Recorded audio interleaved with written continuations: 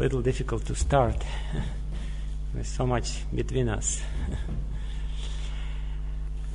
I prepared this seminar some time ago, and I gave it once in Russia, in Ukraine, in Odessa.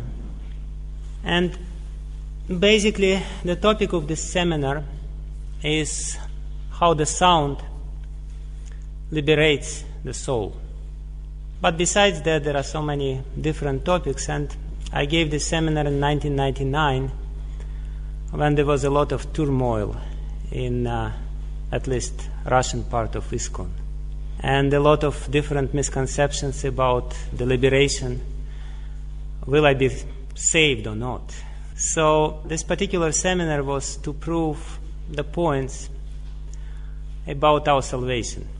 And I took the title for the seminar, the last sutra of Vedanta Sutra, which is Anavritih Shabdat, Anavritih Shabdat.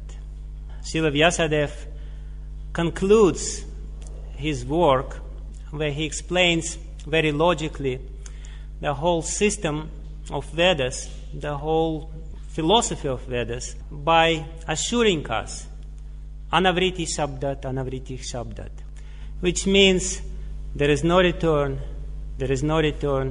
because of the Vedas, because of the scriptures, or from the scriptures we know that there is no return. But we also know that Srila Prabhupada translates this particular sutra in a very special or peculiar way. He says there is no return because of the sound. Because the word Shabda, you can translate as revelation, you can translate as Vedic scriptures, and you can translate as a sound. So Srila Prabhupada specifically explains this sutra in connection with our practices, which we do in ISKCON, as Anavritih Shabdat, liberation from the sound or by the sound. And of course we know many confirmations of this in the Vedic literature, specifically in Bhagavad Gita, where Krishna says, Abrahma bhuvanal loka punaravartin arjuna, mamupetya tu kanteya punarjanmana vidyate. He says that the one who meets with me, and that's actually the explanation of this sutra by Ramanuja Acharya, he says, as soon as you meet with the Lord, who is the most blissful, the most merciful, the most beautiful, the most attractive person, as soon as you meet with him face to face, there is no return. Why? Because there is no reason for return. Because it's obvious. Because there is no question of return. Because you are content, you are satisfied. You found what you were looking for. And this particular issue of salvation, or our liberation, so to speak, and of course it's also confirmed in many other places in Bhagavad Gita. Janma karma cha me divyam evanyo veti tatvataha tyaktva deham punar janmana iti mameti sorjuna.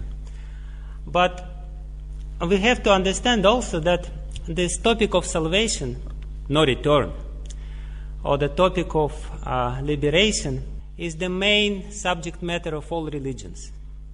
Religions specifically deal with this thing. And if we consider or if we analyze how religions deal with this, basically we will understand, like now there is a fierce competition between different religions. And the competition means every religion wants to get the customers, if we deal with this subject matter in the terms of business. So what is the product every religion gives on the market? That's exactly the product which religion gives on the market, salvation. Every religion say, you come to us, you be our customer, and you will be saved. And of course they have, black PR for other religions. They say the product of other religions are not good. You will not get salvation there. You come to us, only in our, parish, you will get salvation. And if you go to, to some other religion, you will not get salvation. And this is how they keep the followers. This is a very ancient technique of keeping the religious followers saying that you don't go to other places because there is no salvation. Like recently there was a debate in Russia about Hare Krishna temple, and Orthodox Christians, they became really wild. They went berserk. They went on TV, on media, everywhere, and they said, don't go to these Hare Krishnas because there is no salvation there. Salvation is only here. There was one man on TV. He was, heavy man, and he stood there and he said, everyone knows that you can only be saved in Christianity. No other way. No other way to be saved. And of course we also know that within our own, and if you go to, even to the Christianity you go, and you go to Catholic Christians, and they will say, there is no salvation in other Christian denominations. Salvation is only here. Everyone else goes to hell. Everyone else is doomed. And you go to somebody else and they say the same thing. And we of course know that within our own tradition, so to speak, we also see this kind of technique. Sometimes people from one Gaudiya Vaishnava group go to another Gaudiya Vaishnava group and they say, what are you doing here? Are you sure you will be saved? Is your guru Mahabhagavata? You can only be saved if your guru is Maha Super Mahabhagavata. And in this way they get the customers. They say, this is not good, you go here. And of course in ISKCON we say, Prabhupada is only here, and therefore you can only be saved here, right?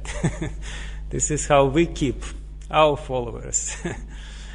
In other words, it's a very crucial subject matter, which I want to consider more closely to analyze how the salvation takes place.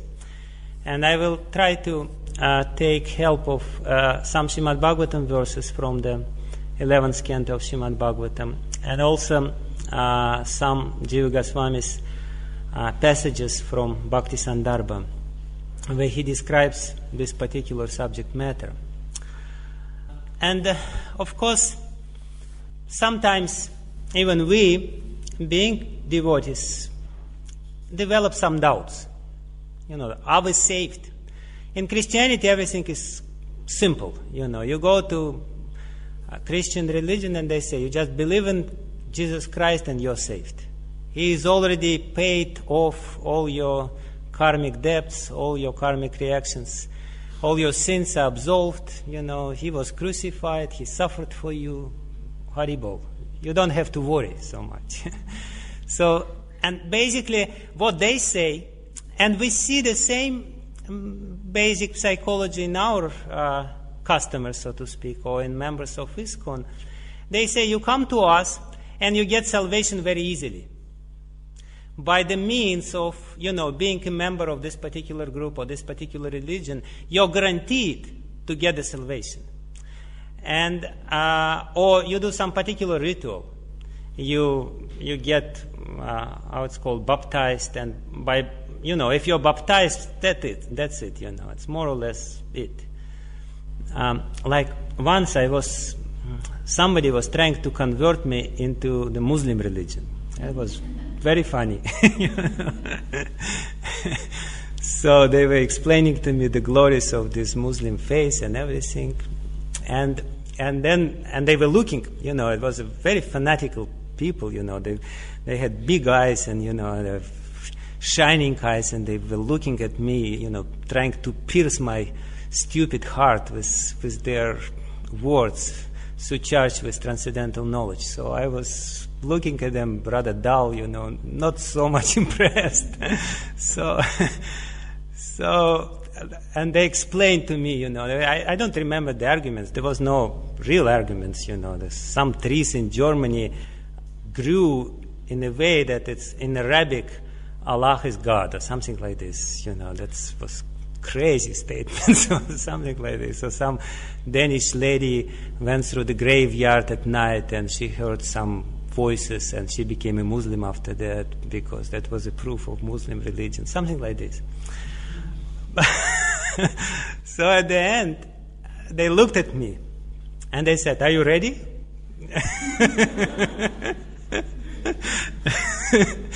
So I said, "What should I do?"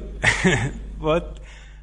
And before that, they told me, "You will be saved even if you are a bad Muslim. It's not the problem. You don't have to be a very good Muslim. You don't have to follow all these rules, regulations, And so I asked, what shall I do? They said, you just chant this formula. And there was some formula in Arabic language, I have to pronounce this, and that's it, you're Muslim. And then you're saved. And even if you don't belong to Muslim religion, but even if you're good, if you are so pious and this and that, you will never be saved. You will go to hell for eternity." So that was the rationale behind this. So I chanted this formula just in case.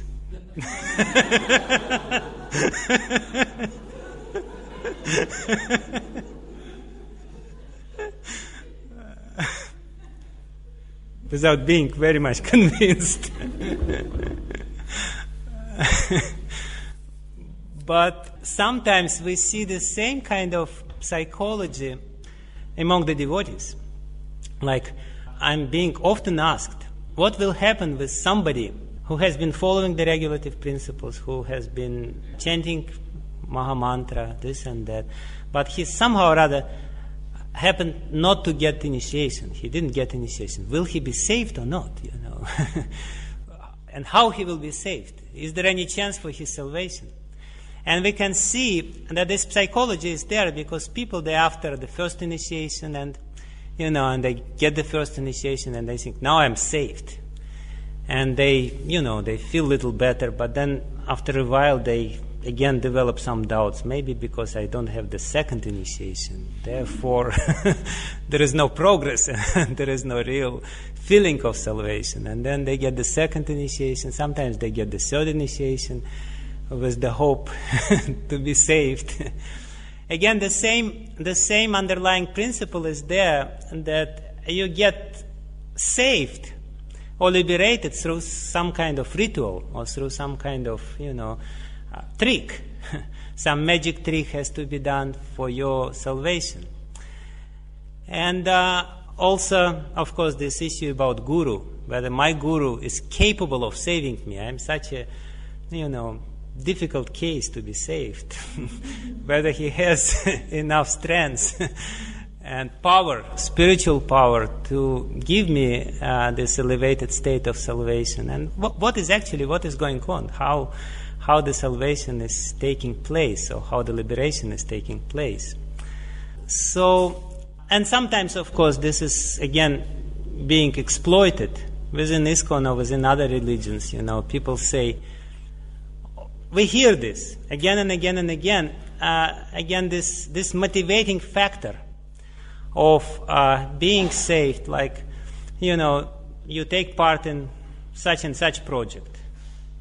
And if you take part in such and such project, for sure, this is guaranteed. This is it. Like now, I'm engaged in Moscow project, and I'm always tempted to use this technique or to apply this technique. You take part in building this big temple in Moscow, and all the acharyas in our sampradaya will come to save you at the moment of death. So this is because, again, this is our product. This is what people want from religion. That's basically why they come to religion. And sometimes they want it cheaply. And oftentimes, in most cases, they often this salvation in a very cheap price. And if you offer them, you take this little ritual, make this little ritual, chant this holy sound vibration or this formula, or take part, and give some little money, give not little money, of course, for salvation you have to give some substantial money. And that's it, you are saved. So, because this is what we are selling on the market. And therefore, this is a very interesting thing, who saves us. Is our guru saves us, Will He come at the moment of our death, and will He take us through our shikha? Or Krishna will Himself come, because He Himself says, Bhavami nachiram partha mrityu samsara sagarat, I will take you out from this ocean of material nations. Or, who will save us? Jesus Christ will save us, because we hear this all the time. Jesus saves. Like Suhotra Swami, he always jokes. He says, Jesus saves and Moses invests. He says that this is the salvation according to the Christian tradition. So what I wanted to talk a little bit about how the salvation takes place, and what is the mechanism, and what are the important factors. Because all these factors are important. The initiation is important. Guru is important. The sound vibration is important. Krishna is, of course, most important. But how it takes place. But first, I wanted to speak today specifically about the need for salvation and the different conceptions or misconceptions of salvation which are there. And also bring closer to the original topic through analyzing some verses in Bhagavad Gita. I don't know if I have time for this. But basically the need for salvation is specifically mentioned by Krishna in the verses which I already quoted, Abrahma Bhuvalnan Laka or Dukhalayam Ashashvatam. The deep-rooted need for salvation within our heart, the reason for this is exactly this understanding of the temporary nature of this world and our temporary existence. In other words, we feel that this is not our final destination because we are here temporary, because everything is temporary, and we feel that we are temporary, we feel that something is wrong with it. That there is some kind of, we feel that the state we are in, every human being feels this, has this feeling that the state we are in is not the final. It's transitory. And, you either will go up or you will go down or you will remain here, but you have to do something and you have to come to your final destination. And basically we are separated from our eternal nature. The main problem within our heart is that we are separated from the eternal nature of the soul. And because we are separated from eternal nature, we don't feel this eternal nature. We don't feel the eternal destination, and therefore we are seeking for some kind of means to get to this final destination. And this state of consciousness is of course called avidya, or ignorance. And that's exactly what we have to be saved from. We have to be saved from this avidya, which in turn causes our temporary situation in this material world. And the result of this temporary situation, the result which actually makes the need for salvation is even more, or liberation, even more acute, is the fear. Because we are temporary in this material world, we always feel fear. We're always fearful. Because the very word salvation implies that we are fearful. And of course, there are so many kinds of fear, and there are so many reasons of fear, but Srimad Bhagavatam gives the very profound definition of fear, which I want to discuss a little bit for a few minutes about. In Srimad Bhagavatam in the 11th canto it is said, Bhayam dvitiya biniveshat aksyat ishadapi tasya viparyayo smritih. And basically, the root cause of the fear is explained in this verse where it is said, Bhayam dvitiya abhiniveshat aksyat. Bhaya, or fear, is caused by dvitiya abhinivesha. And dvitiya, of course, means duality. But dvitiya also means, or may mean, secondary. And abhinivesha means absorption. And what Srimad Bhagavatam wants to say to us is that the bhaya, of fear, or this psychological condition of desire to be saved, of fearful condition being in this world, is because we are absorbed in something secondary. We are, of course, absorbed in duality of this world, in heat and cold, in man and woman, this all kinds of dualities, but we're also absorbed in the secondary nature.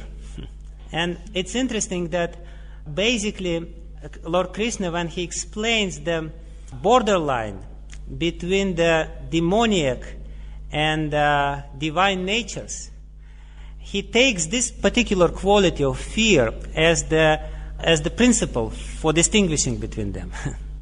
When he says that divine natures have particular qualities, what is the first quality which he gives? Yeah, Abhayam.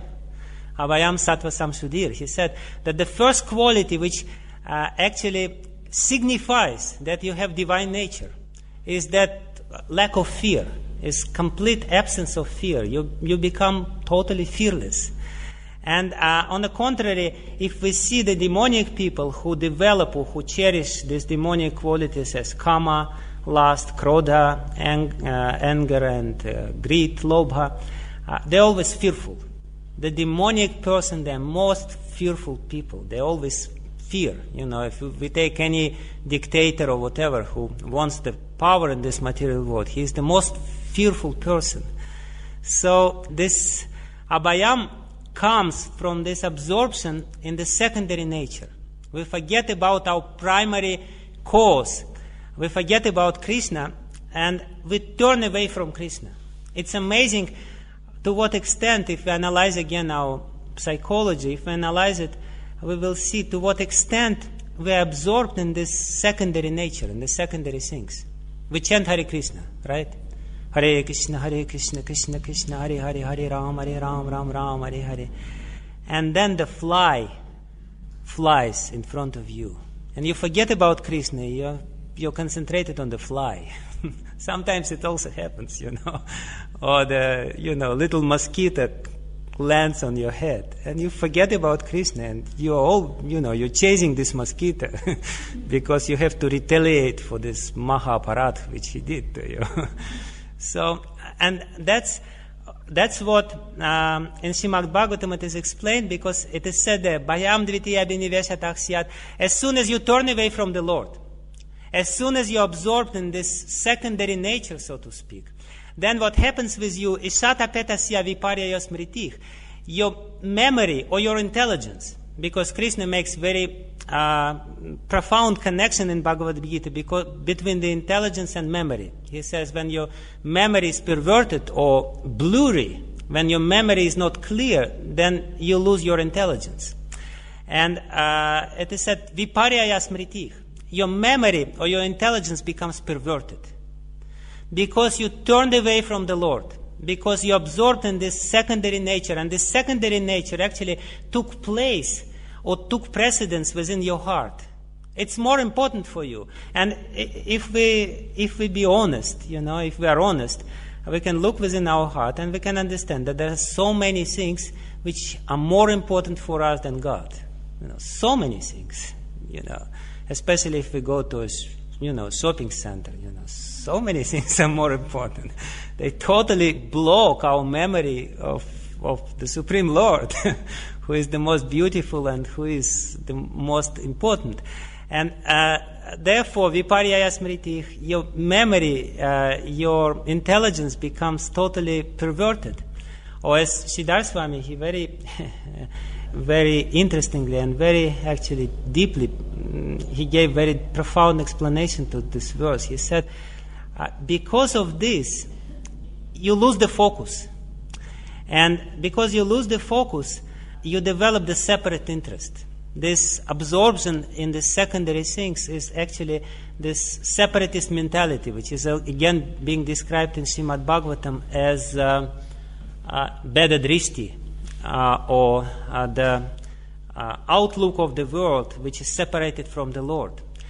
And as Siddhartha Swami says, you develop the provincial interest. Like the people who live in the countryside, they have this little strange, very narrow-minded interest, provincial. They are living in the province. So, and the same thing, we lost track. We lost actually the main focus of our life. We lost God as the center, and this is the root cause of all our subsequent problems. And that specifically manifests in our sick or diseased consciousness. This absorption in secondary, not important things, which are sometimes, it's amazing. I always wonder while looking at my own heart, You go to some internet site, and of course, internet site is the best illustration for, being absorbed in something which is not important. People, they surf on the internet for, some people, they die because they forget of eating and they forget of drinking. They just, they absorbed in all this news, this news and that news and this and that. And amazing. And you forget altogether about the Lord. And therefore, your intelligence becomes so perverted, so sick. We have to understand that this lack of absorption or lack of concentration when we try to chant the holy name or when we try to concentrate on sadhana, on religious practice, on following the rules and regulations, is the condition of disease, is the condition of deadly disease which we have, which we developed. And this deadly disease makes us, viparya smritih, absent-minded. You can translate this, when they become old and senile, they develop this disease which Mr. Rogan had. How it's called? Whatever. The difficult name. Whatever. So, usually these people, it's interesting, these people, they don't remember something which happened to them 2 minutes ago, something which is important. But they usually remember which is something which is far away. They remember very well the memories of the youth or whatever. But something which is there, just in front of them, they don't remember. And in the same way, this viparya smriti, this perverted memory, means that we don't remember something which we have to remember all the time. We don't remember the Lord, but we remember everything else which is far away from us, which has nothing to do with us, which actually really inconsequential, is really secondary, really not important. So this is the symptom of this disease. It's actually much worse than this disease which Mr. Rogan had. Much worse. And every one of us has this symptom of this disease. And because of this disease, the whole material life, the tragedy or drama of material life envelops. And another symptom of our need for salvation. Why do we need salvation? That's one thing, because we are fearful. And another, of course, feeling which every one of us has within the heart is this feeling of incompleteness. We feel that something is lacking. Ultimately, why do we need God? Because we feel that something is lacking. And because of this, we develop so many desires. Actually, there is a very interesting description in Brihadaranyaka Upanishad. The description of this particular quality of incompleteness of the human being, or our kind of that we are lacking something in this world. It is said that every human being has only 4 desires. Everyone has only 4 desires. Would you subscribe to this view? Do you have 4 desires, or you have more desires? But in Brihadaranyaka Upanishad it is said that basically all the desires, all the wide range of desires which we may have, basically they boil down to 4 basic desires, 4 main desires which are there. It is said that there are 4 desires. The first desire, is that we desire wife. Of course, in being politically correct, we have to say that we desire wife or husband, right? The first desire, the desire number 1, we desire somebody who is near us, who will make us more complete. Basically, the desire for the spouse, for a wife or the husband, is the desire, coming from this feeling of incompleteness. Brihadaranyaka Upanishad describes these 4 desires, and then Brihadaranyaka Upanishad describes how God fulfilled all the desires by giving conditioned soul, foolish, stupid conditioned soul, who has chosen to be in this material world, different things to fulfill his desires. In Brihadaranyaka Upanishad, it is explained that, and it's a very humorous or ironic description. It is said that, everyone here is condemned, everyone here is feeling this lack of or incompleteness within himself, the lack of contact with the complete whole, as Prabhupada translates this verse in the Upanishad. And it is said there that, first of all, to make somebody, and we came here, and God provided us with everything which we need. We came here because we wanted to turn away from God. We wanted to turn away from Him. We didn't want to be with Him. We wanted to be separate. We wanted to develop this separate interest. So, and God, the Supreme Lord, Krishna, He knew how miserable we will be. He knew how completely frustrated we will be. So first thing He provided for us to feel good about ourselves in this material world, what do you think, what is it? The first and most important thing for us to feel good in this material world about ourselves. What did He give? Family members, that will come a little later. False figure, but specifically, not really false figure. It is said there, He gave us the mind. So the most glorious gift of the Lord to us is the mind. He gave us the mind for what? To feel good about ourselves, right? Because what is the mind? In the mind we can create the image of ourselves, which is much more beautiful than the Lord, right?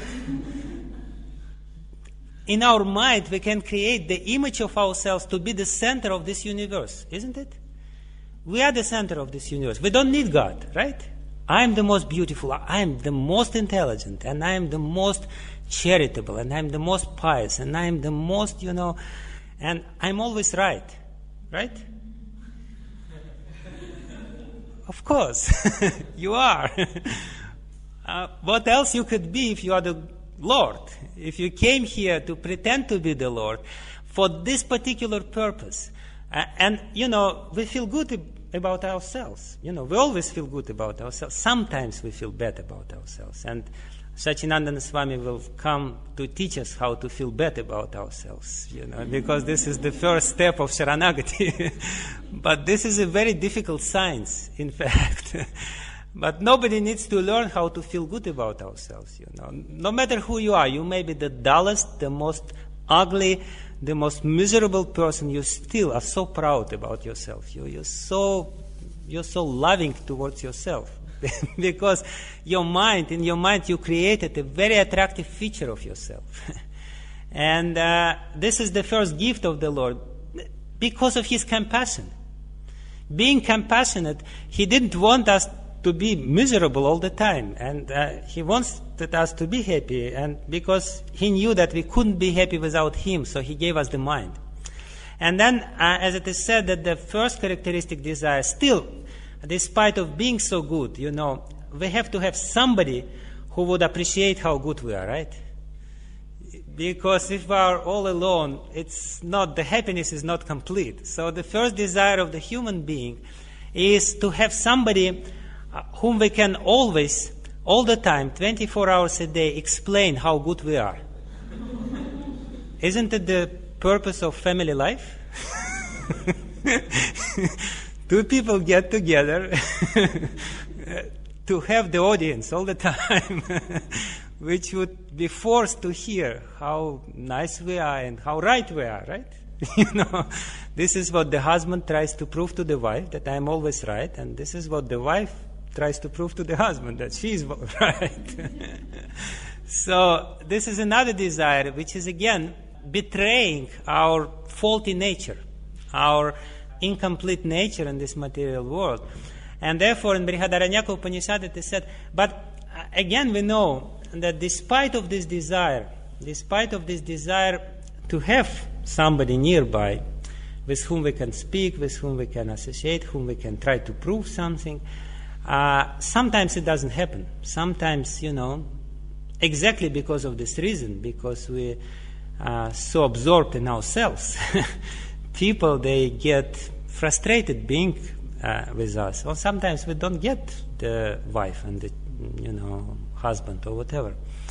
So in Brihadaranyaka Upanishad it is said that because the Lord knew that sometimes you will not get the spouse, the Lord gave to you something which would substitute this and which would fulfill your desire. What do you think it is? Which every one of us has, which actually substitutes the company. When you're alone and nobody is with you, what are you doing? You speak with whom? With yourself, right? And it's always nice to speak with an intelligent person. So it's so you speak with yourself and you're engaged in this nice conversation. So it is said in Brihadaranyaka Upanishad that the Lord gave to fulfill this desire of the stupid conditioned soul, to fulfill the desire in company, in association, the Lord gave this power of speech. The power of speech is actually the substitute. And if you don't have the wife, well, it doesn't matter, you can speak with yourself. And for sure, you will understand yourself better than anybody else. So this is another gift of the Lord. He gave the mind, and then He gave the power of speech. Then again, another desire which everyone has is desire to have children, because in other words, you want to produce something, you want to create. Another desire which is very deep, and it may not be manifested as the creation of the children. You may create some machine or some invention, this and that. It doesn't matter really. There is this desire to see that this is something which I have created, right? This is my children, the dirty little guys who are running all over the place, and you're so proud because this is I created them. So, and this is again very, very, very essential desire or very essential psychology of any human being. They want to create something. Like little children, what they do. They take this pencil and they take little, something, and they paint something, and it's really ugly. They paint something, big, elongated with the hairs all over the place, and they go to you and say, "Look, this is I created, and this is something good." So, because you want to produce something, every human being has this desire of psychology to produce something, and very ironically, it is said in Brihadaranyaka Upanishad, therefore, God gave you the power to breathe. If you cannot produce anything, you can just produce the hot air from your throat, So you're doing something, you are engaged. So then it is said, and then everyone wants wealth. Everyone wants to be wealthy. Everyone wants money. That's another very basic, very fundamental desire within the heart. Everyone wants to possess something. And to fulfill this desire of the human being, God gave a very beautiful instrument. What do you think it is?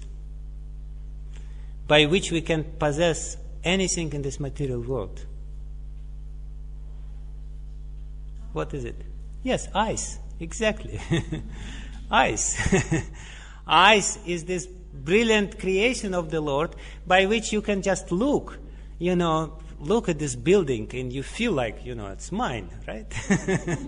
Eyes is the special device or special instrument for you to be envious or for you to feel good, because by eyes you can feel as if you have something.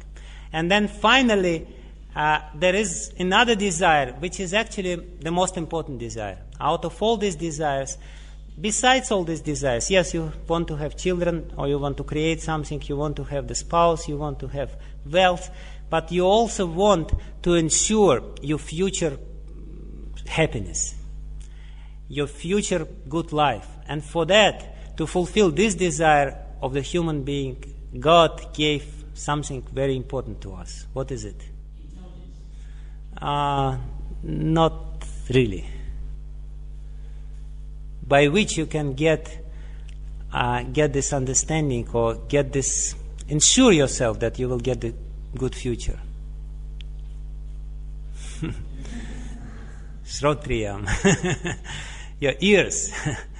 Because by hearing about the future life, by hearing, you can really ensure your good future. And actually, that's what people need the ears for. Ears they need to see their future.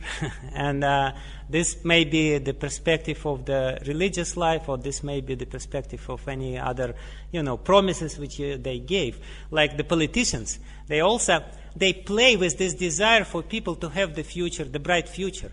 They come and they say, you please elect me, and if you elect me, I will give you this and that and this and that. And poor living entities, they have these big ears and they listen this rubbish. Listening this rubbish, they develop this belief. Yes, my future will be bright, isn't it? You listen any politician or any religious leader or anyone, in this world. And this is what is it all about. They will try to provide you with this understanding that your future will be bright. And this all together constitute our false situation in this material world. This is all false, illusory happiness in this material world, and therefore, ultimately we are suffering by this, and we are missing the point. Again, the point here is that we turned away from the Lord, and we want to compensate our incompleteness by all these artificial means. And ultimately, we need the Lord Himself. And that's what we have to understand. The religion and the way of religion, the way of religious life is to explain people this basic but the most important idea, that to be happy in this material world, you need the Lord. You need to have the Lord. You need to come closer to Him. That's what has to be there. But again, in this world, because of our perverted intelligence, because of the perversion which is there deep within our heart, because of this, even if we understand this idea, the motivation to achieve the Lord, or to come closer to Lord, or to achieve this liberation, or the state of liberation, or the state of salvation, may be perverted. Like Bhaktivinoda Thakur, he explains this in his Sri Chaitanya Shikshamritam.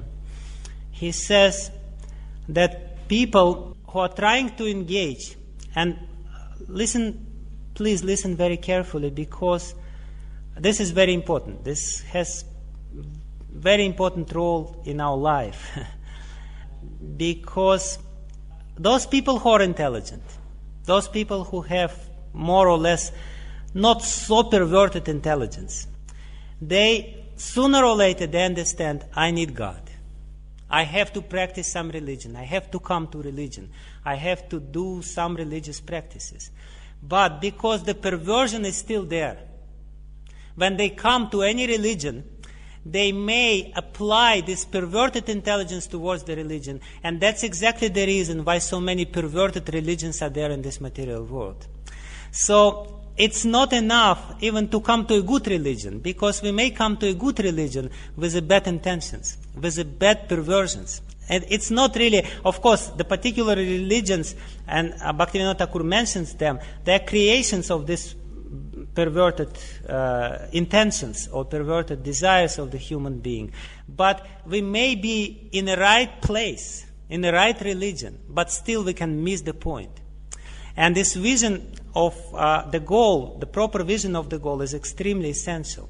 So Bhaktivinoda Thakur says that basically there are 4 intentions, or there are 4 motivations for people to come to religion. And he says the first and the most basic motivation is bhaya, the same kind of thing, fear. You have the fear, you feel this need because to be saved, and you come to religion to be saved because of this fear. And this bhaya or fear, you can see in many religions it plays very important role. You go to Christianity, what they will say? They will say, God, God is loving, but you better behave yourself nicely. Because otherwise you will be condemned to death. Well, not to death, you will be condemned for eternity in hell. Any religion, or so to speak, conventional religion, mundane religion, and this factor or this motivation of baya, of fear, plays very important role. Like if you take Buddhism. Buddhism actually entirely based on fear. Because it is explained as this whole creation. If you translate, of course, Buddhists say there is not God. There is no God. But if you translate Buddhistic religion in terms of God, you will get the picture, horrible picture. There is a cruel God who condemned you for sufferings. And the only way to escape these sufferings is to become what? Is to become nothing. Is to commit the suicide. There is this cruel God who created this world. And this is the idea of religion which many people have. Many people have this idea that this world is bad by nature and that was intentionally created by a cruel God. And ultimately salvation means somehow or other you escape from this world. If you take Hindu religion, in its, again, perverted form as Advaita Vedanta or Advaita philosophy, basically the same idea is there. The same idea. You have to commit your suicide. Sachinandan Maharaj, Hare Krishna.